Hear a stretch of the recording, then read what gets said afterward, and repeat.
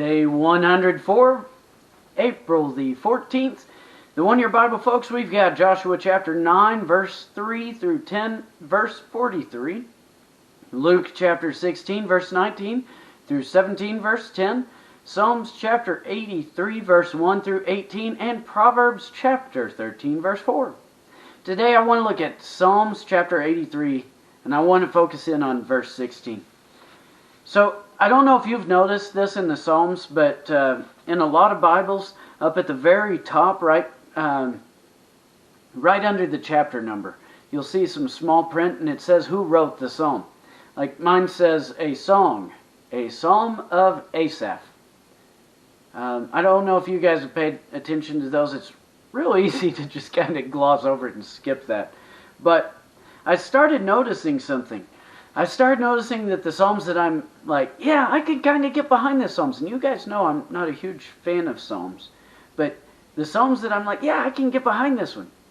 They're by this guy named Asaph. Asaph. I don't know how to say his name. But yeah, I really like this guy. This guy's he's got a way with his words, a way with his Psalms, where they always seem so powerful. It's like these, if you're going to have a warrior song, it's this dude. Like this is like the Christian hard rock kind of writer. So I like this guy. I like this guy. He's good.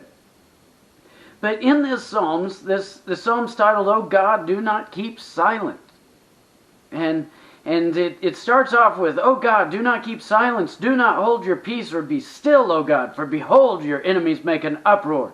Those who hate you raise their heads." He always uses these power words to make you really envision this harshness of the truth in which he's writing. And through this psalm, it's so bold, but in verse 16 we see this heart. It's towards the tail end of it.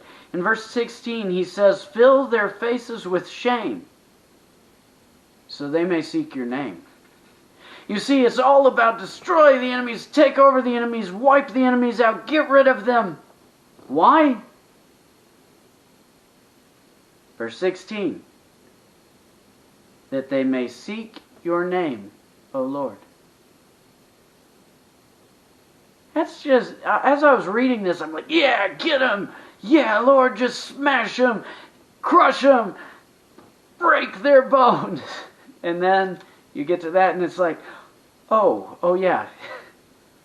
Oops. Yeah, God, win them over to you.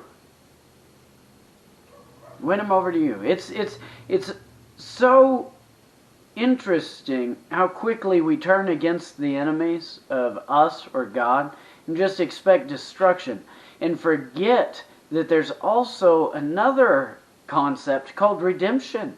At one point in time, each one of us were far from God. But the Lord Jesus redeems each of us. In the New Testament, we're going to eventually come to this book of Acts. And in Acts, you see this guy, and his name is Saul. And Saul goes out and he's persecuting and killing these Christians. And God gets a hold of Saul's heart and changes his heart around. And then Saul ends up becoming this bastion for Christianity. And he ends up writing most of our New Testament. You see, when God saves the enemy to redemption,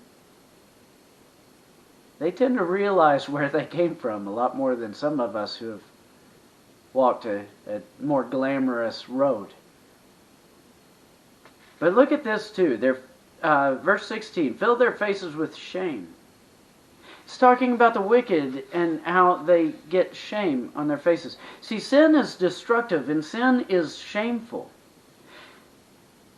Let's avoid that destruction. Let's avoid that shame. And let's just seek His face. And seek that His name be brought into the lives of the wicked. Not just destruction and hellfire. But grace and mercy, salvation, and transformation. Take care of yourselves out there. Be safe, folks.